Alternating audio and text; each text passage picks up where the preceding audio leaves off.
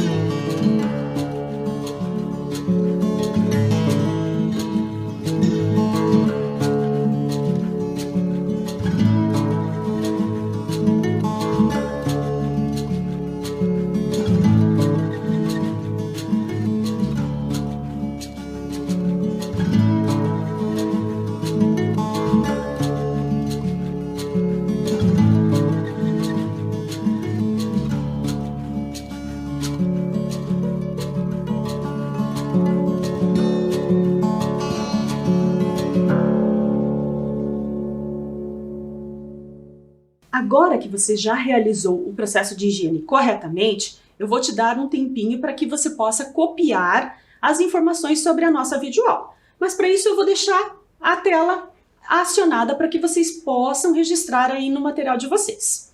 Enquanto isso, a gente vai conversando sobre essa videoaula. A nossa videoaula é sobre os embaixadores do futuro, relações diplomáticas entre Brasil e Portugal.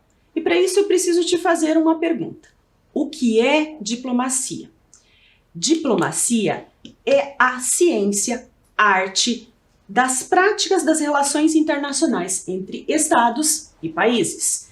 Então, quando um país tem relação diplomática com o outro, quando um estado faz a relação diplomática com este país.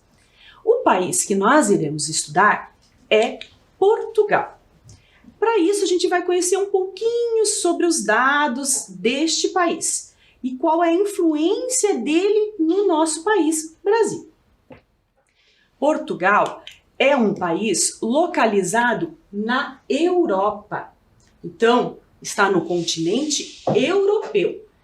Lembre-se, nós estamos aqui na América, exatamente na América do Sul, hemisfério sul. Portugal está no hemisfério norte. A língua oficial deste país é o português, só que ele tem um pouquinho as diferenças, a forma de falar e algumas pronúncias. A moeda oficial, euro. O regime é o regime de república, então é um país republicano. Como eu te falei, ele fica no hemisfério norte, nós estamos no hemisfério sul. E a capital de Portugal é Lisboa.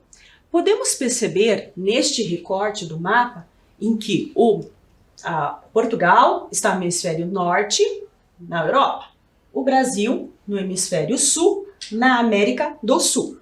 A uma distância aproximada de 7.482 quilômetros, porque a gente faz a medida do centro do país ao centro do país Portugal.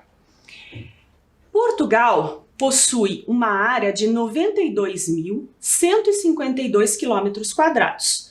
Isso equivale ao tamanho do estado de Pernambuco. Seria que se como você pegasse o país de Portugal e colocasse ele no sentido horizontal dentro do estado de Pernambuco.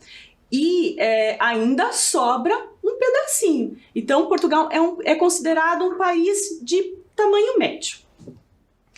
Portugal faz fronteira ao norte e a leste com a Espanha e às margens do Oceano Atlântico. Então, aqui, margens do Oceano Atlântico. Portugal está dividida em 5 regiões e 2 ilhas, que são consideradas regiões autônomas. Vamos conhecê-las? Região Norte, região Centro, região do Alentejo, região do Algarve, região de Lisboa e as 2 regiões autônomas, que são ilhas, região autônoma dos Açores e região autônoma da Madeira. Pensar na mesma ideia do Brasil, né? O Brasil está dividido nas regiões. Eles também têm essa divisão para a classificação do país deles. Agora que a gente já conheceu um pouquinho sobre Portugal, vamos assistir a um vídeo que apresenta curiosidades, que apresenta belíssimas paisagens. Enquanto eu assisto o vídeo aqui, você vai assistir o vídeo aí. Hoje faremos um tour virtual por Portugal, país que está localizado no sudoeste da Europa, na Península Ibérica, delimitado ao norte e leste pela Espanha e ao sul e oeste pelo Oceano Atlântico. A assinatura do Tratado de Zamora, considerado por muitos historiadores a Declaração de Independência de Portugal, no ano de 1139, marca o início de uma nova era nesse território de história milenar, quase tão antiga quanto a história da própria humanidade. Seu território abrange uma área de 92.152 km², onde vivem mais de 10 milhões de habitantes. Além da área continental, Portugal contempla 2 regiões autônomas, os arquipélagos dos Açores e da Madeira. Por ter tantos anos de história, hoje Portugal guarda importantes patrimônios culturais e naturais da humanidade, como a região por onde corre o Rio Douro, atravessando a região norte do país, percorrendo belíssimas paisagens do Vale do Douro, uma região vinícola onde são cultivadas as vinhas que dão origem ao mundialmente conhecido vinho do Porto e ao vinho de mesa do Douro. Essa região é classificada como Patrimônio Mundial pela Unesco, devido ao encantamento que suas paisagens oferecem, transformadas pelas estações, alcançando tons de verde no verão e laranja no outono. O Rio Douro deságua na cidade do Porto, a segunda maior de Portugal. É uma cidade portuária, centro comercial e industrial. Seu centro histórico é Patrimônio Mundial pela Unesco, desde 1996. Na cidade do Porto, encontram-se edifícios históricos como a Sé Catedral do Porto e a Igreja de São Francisco, combinados às construções de arquitetura moderna, como a Casa da Música e o Museu de Serralves. Outras cidades se destacam nessa região, como Guimarães, a cidade berço de Portugal, onde nasceu o primeiro rei do Reino de Portugal. Viana do Castelo, cuja participação nos descobrimentos portugueses e na pesca do bacalhau demonstram sua tradicional ligação ao mar, e Braga, a terceira maior cidade portuguesa, sendo um dos principais centros religiosos de Portugal, que abriga diversos espaços sagrados. No litoral, a Praia de Nazaré é reconhecida internacionalmente por suas ondas gigantes, que podem chegar a 30 metros. A região mais ao sul do país, o Alentejo, é a maior região portuguesa. Caracteriza-se pela presença de belíssimas planícies marcadas pelo verde da campina, preservado o litoral, patrimônio histórico, cultural e arquitetônico, cujas construções remontam ao período romano e atestam as influências árabes. Outro rio famoso, o Rio Tejo, deságua no Oceano Atlântico, em Lisboa, capital, a maior cidade de Portugal. Lisboa possui uma culinária tradicional famosa por pratos como o bacalhau e a sardinha assada, e não podemos esquecer do patrimônio imaterial da humanidade, o fado, um estilo musical português, nascido no contexto popular da Lisboa do século XIX. A oeste do continente, no Oceano Atlântico, está o arquipélago dos Açores, de origem geológica vulcânica. É formado por 9 ilhas: Santa Maria, São Miguel, Terceira, São Jorge, Pico, Faial e Graciosa, Ilha das Flores e Corvo. A sudoeste de Portugal está o arquipélago da Madeira, formado pelas Ilhas da Madeira e do Porto Santo, refúgios de beleza natural. No extremo sul do país está a região de Algarve, que possui praias belíssimas, banhadas pelo oceano em diversos tons de azul, calmo e de águas quentes. Foi deste local que os portugueses partiram, no século XV, em busca de outras terras, povos e culturas. Fique agora com outras belezas de Portugal.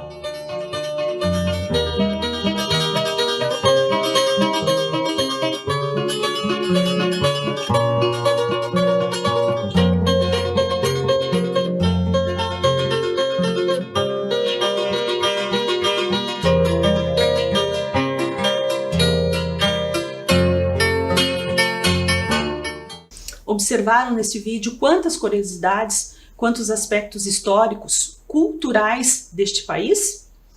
Você sabia que o Brasil tem uma embaixada portuguesa e essa embaixada portuguesa está localizada em Brasília, capital do Brasil?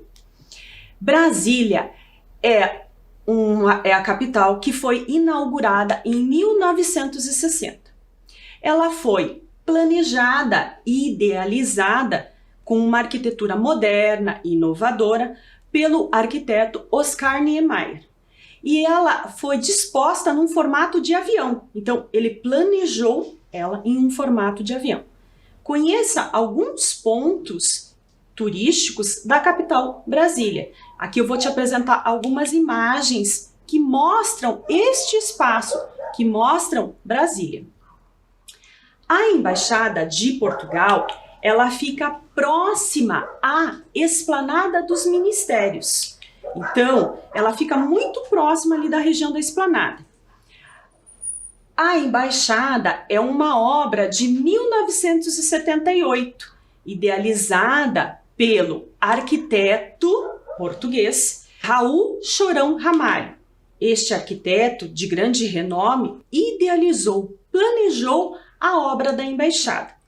A Embaixada é um estilo moderno, em concreto aparente, mantendo características culturais daquela nação. O arquiteto acrescentou alguns elementos culturais e arquitetônicos da cultura portuguesa, como, por exemplo, largas varandas cobertas de alpendradas. Esse alpendradas são as estruturas de concreto da varanda em cima coberta. Pátios revestidos de azulejos, que são os azulejos portugueses. Calçadas portuguesas com uma estrutura de pedras calcárica e basáltica, e o exterior, né, é decorado com um tanque d'água e esculturas de Portugal. Agora eu vou te mostrar algumas imagens internas da Embaixada de Portugal. Aqui nós temos um hall de entrada, onde é uma dependência da Embaixada, toda em dominância de mármore branco. Então, é uma característica ali da Embaixada. Também temos um auditório, onde são realizadas convenções, eventos. Neste momento, não estão acontecendo. Tudo isso é a Embaixada.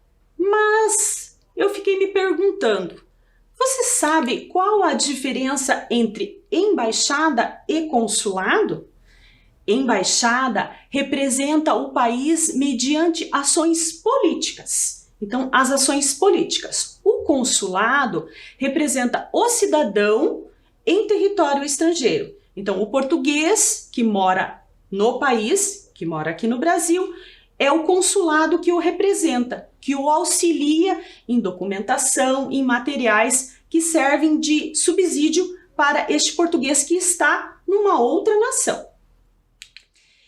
E aqui em Curitiba nós temos um consulado. Você sabe o que esse consulado faz aqui em Curitiba?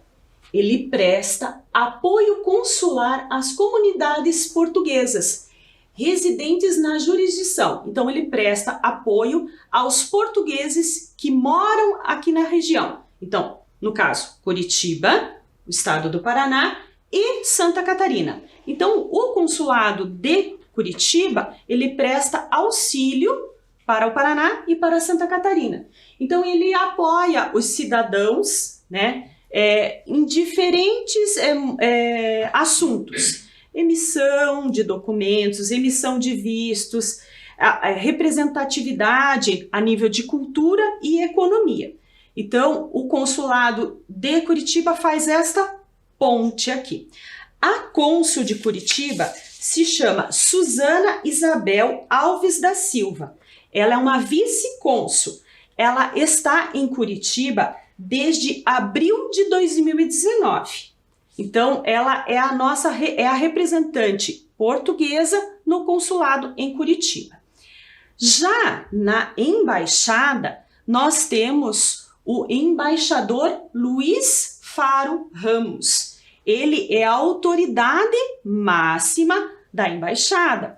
E o embaixador, ele tem um papel muito importante. Lembra que eu falei para você? Nas relações políticas.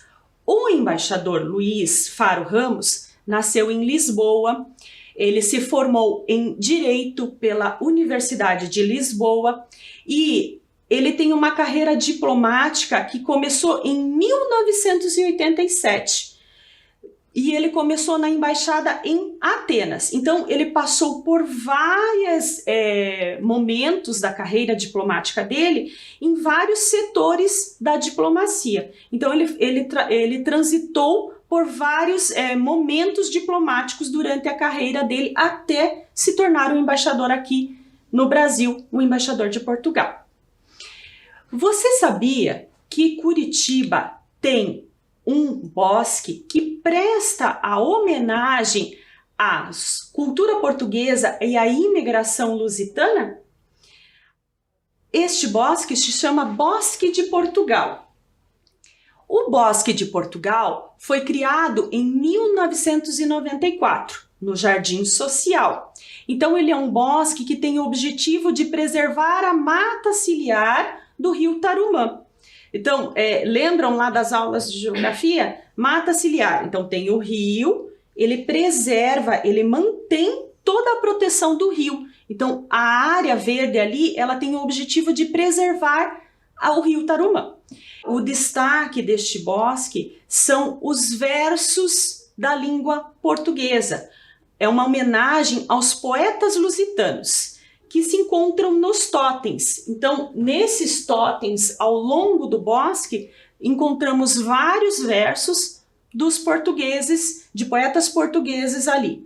E eles foram escritos em azulejos. Então, outras imagens do bosque, temos aqui, a gente pode observar os azulejos, tem a escrita, os desenhos, todo um trabalho de arquitetura, de design em cima desses azulejos.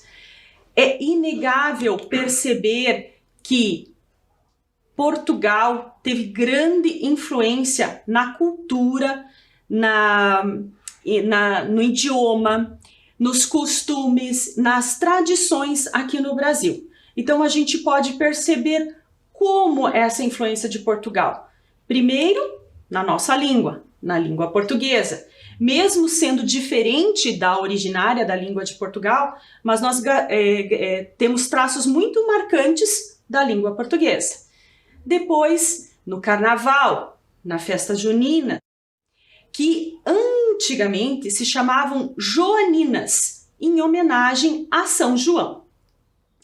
Também temos o folclore, que são festas populares, que com criaturas místicas, mágicas, do mundo da imaginação, como o bicho-papão, a cuca e o lobisomem.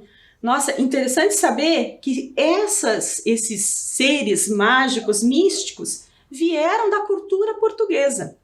Também temos as danças, o maracatu, a caninha verde e o fandango, que são danças tradicionalmente realizadas na região de Olinda, Recife, no estado de Pernambuco. O fandango, ele começou a sua influência na região sul. Nós aqui no estado do Paraná temos grande influência, principalmente no litoral, dos grupos de fandango. Então, são danças e músicas que vieram de origem dos portugueses. E acredita-se que isso chegou ao Brasil lá por torno de 1700. Então, eles vieram com os portugueses durante o período de exploração marítima. Outra influência dos portugueses são as brincadeiras. Originalmente, a ciranda. A ciranda, que é a ciranda de roda que nós conhecemos, ela se originou nos bailes em Portugal, só que lá ela era feita com adultos. A pipa, o papagaio, tem origem lá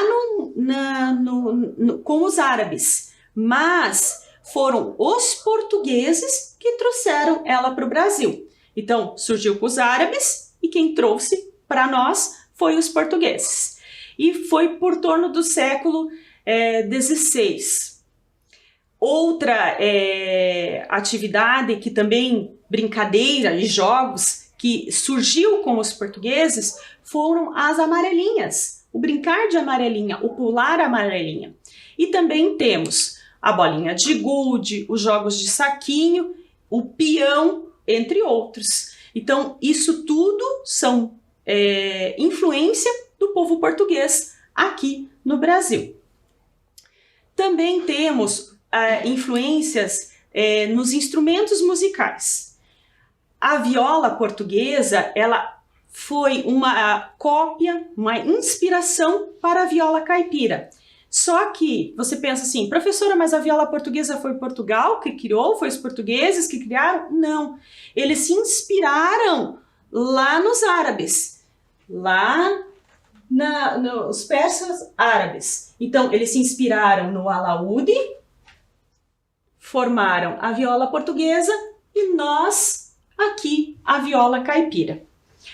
Outra curiosidade da influência dos portugueses na nossa cultura é a culinária. Muitos dos nossos pratos típicos são adaptações da culinária portuguesa, na época do Brasil colônia.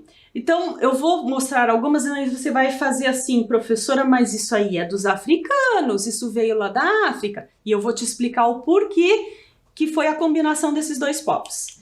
Um exemplo é a feijoada. Mas, professora, não falam que foram os africanos? Não falam que foram a mistura? Foi sim. Só que os portugueses trouxeram a ideia de inserir a carne na feijoada. E as adaptações, misturar os tipos de carne, vieram com os africanos. Então, a contribuição de dois tipos de cultura na nossa culinária. Outro exemplo, o quindim, o caldo verde, a cachaça e a bacalhoada. Várias frutas que fazem parte do nosso dia a dia, frutas e legumes, foram trazidas lá de Portugal. E elas passaram a ser introduzidas na nossa culinária, porque eles foram trazidos de Portugal e plantados aqui no Brasil e se adaptaram muito às condições do clima e do tempo aqui da nossa região.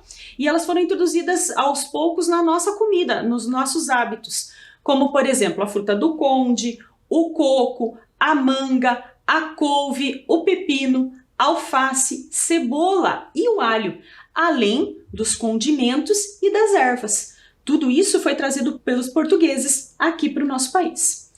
Agora que eu já te falei, te contei a história, te contei alguns dados sobre Portugal, nós vamos fazer uma atividade. Para isso, você vai ter que separar alguns materiais. Lápis de escrever, lápis de cor, canetinha, sulfite, né, a folha branca, pode ser uma folha branca normal, cola, tesoura, régua e o papelão. Pode ser qualquer tipo de papelão, pode ser uma caixa de sapato ou um papel um pouquinho mais duro. Você que escolhe. Para isso eu vou te dar um tempo para você separar os materiais, ok?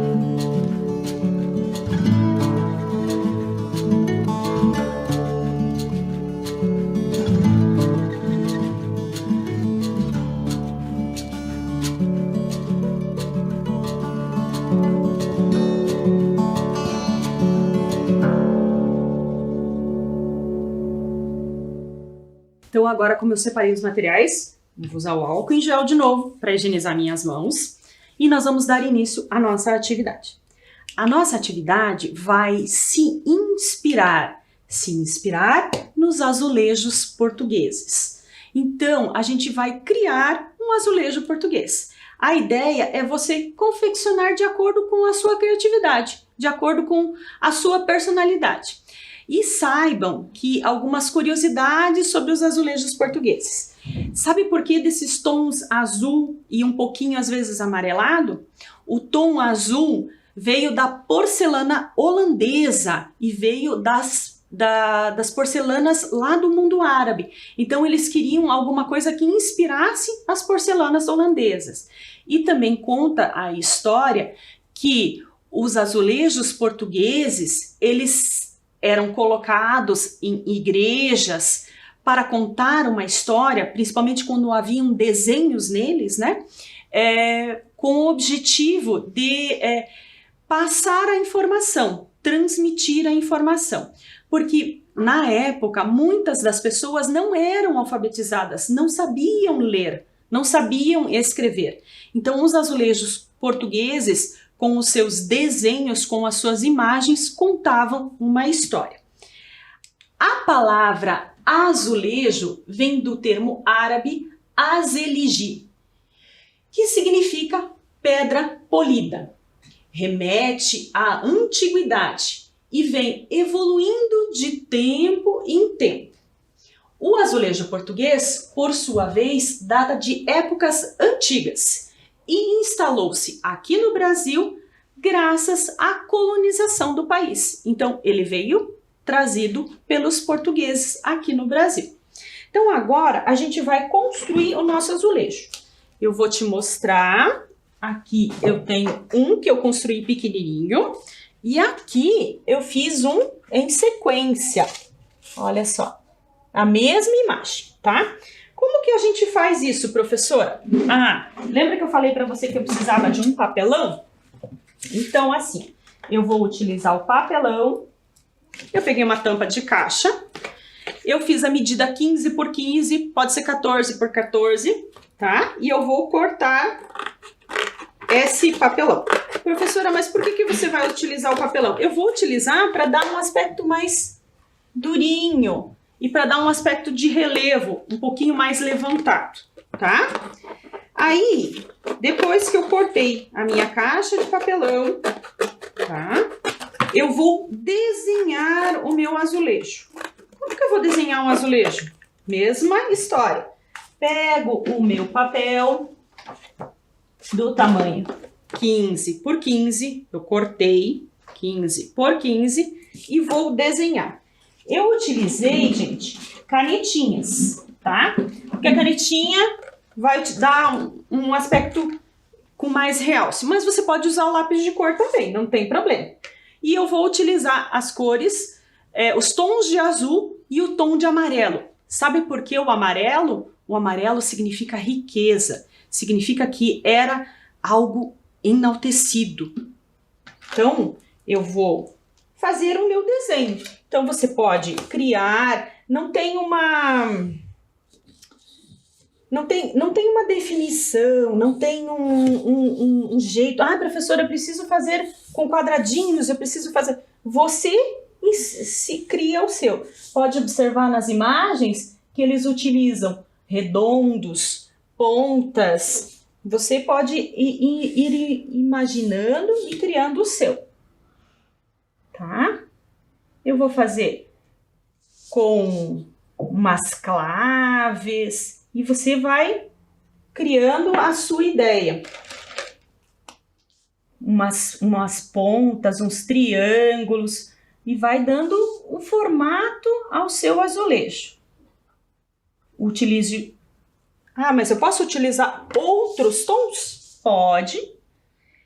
E o azulejo, ele foi trazido para Portugal com o rei Dom Manuel I.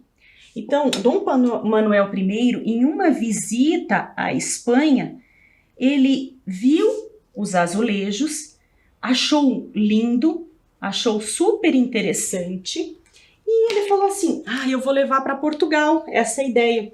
E ele pediu, quando fosse trazido para Portugal, que colocasse no Palácio Nacional de Sintra. Então,